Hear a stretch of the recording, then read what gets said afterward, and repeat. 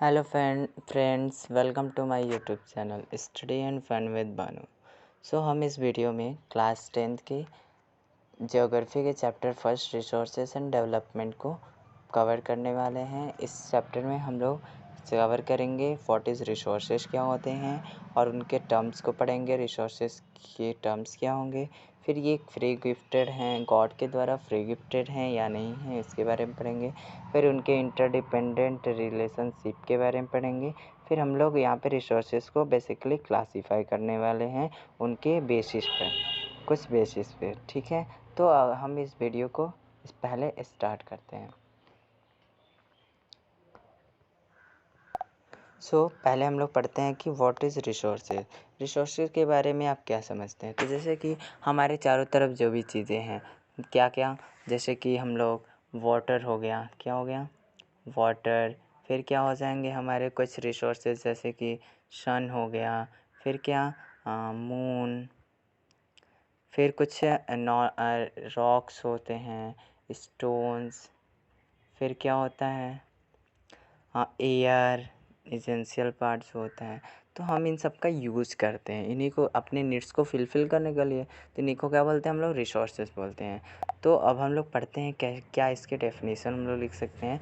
तो basically resources क्या होते हैं। रिसोर्सेज जो होते हैं refer to all the materials available in our environment, और जिसका हम लोग हेल्प कर सकें क्या, सेटिस्फाई और नीड्स को, अपने नीड्स को सेटिस्फाई करने के लिए, उन्हीं को क्या बोलते हैं, रिसोर्सेज बोलते हैं। जैसे कि अब हम लोग इसमें कुछ टर्म्स होते हैं रिसोर्सेज के, जिन्हें क्या बोलेंगे, टेक्नोलॉजिकली एसेसिबल होने चाहिए, हम लोग उन्हें टेक्नोलॉजिकली बना सकें।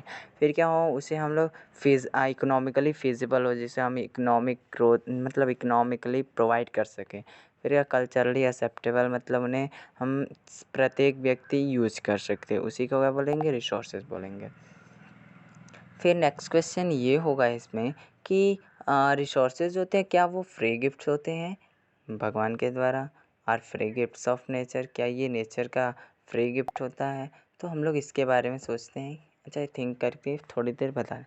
तो क्या होता है, नहीं, हम लोग क्या बोलेंगे, नहीं, रिसोर्सेज जो होते हैं वो नेचर के द्वारा फ्री गिफ्टेड नहीं होते हैं। ये क्या होते हैं, ये क्या किए जाते हैं, ह्यूमन के द्वारा ट्रांसफॉर्म किए जाते हैं मटेरियल्स को, और जो भी इन्वायरमेंट में जो भी इन्वायरमेंट में प्रेजेंट हैं, और उन्हें रिसोर्सेज में कन्वर्ट किया जाता है, फिर उसके बाद से उसे यूज किया जाता है। तो हम लोग अगर क्वेश्चन में ऐसा आता है कि क्या ये फ्री गिफ्टेड है, तो हम लोग ऐसा बता देंगे कि नहीं, ये तो ह्यूमन के द्वारा पहले इंटरेक्ट करके इन्वायरमेंट में जो भी होता है उसे रिसोर्सेज में कन्वर्ट किया जाता है, फिर उसे यूज़ किया जाता है।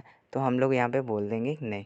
फिर हम लोग पढ़ते हैं कि क्या ये इंटरडिपेंडेंट रिलेशनशिप सही है, क्या ये सही होता है। तो हाँ, होता है। फिज़िकली क्या होता है, हर एक चीज़ें जो फिज़िकली ह्यूमन बींग्स पे भी, इन्वायरमेंट जो फिज़िकल इन्वायरमेंट ह्यूमन बींग पे डिपेंडेंट होता है। टेक्नोलॉजी भी ह्यूमन बींग के द्वारा नहीं आएगी, इंस्टीट्यूशन तो ह्यूमन बींग के द्वारा आएंगे। तो हम लोग बोल सकते हैं इंटरडिपेंडेंट भी एक दूसरे के ऊपर होता है।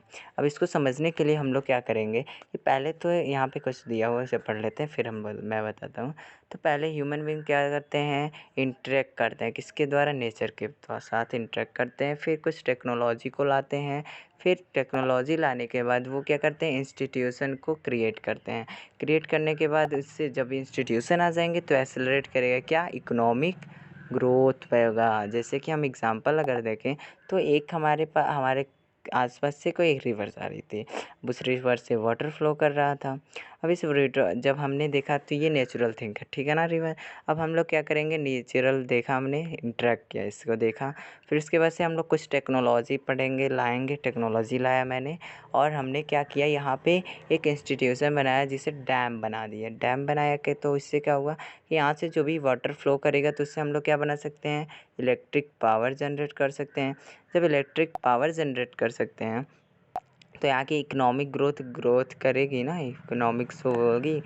तो इससे हम लोग क्या किया हमने कि यहाँ पे इकोनॉमिक ग्रोथ हमने रिसोर्सेज से बढ़ाया। तो हम लोग क्या करते हैं, इंटरडिपेंडेंट ये होता है हर एक चीज़ में, तो ह्यूमन का इंटरडिपेंडेंट होना ज़रूरी है।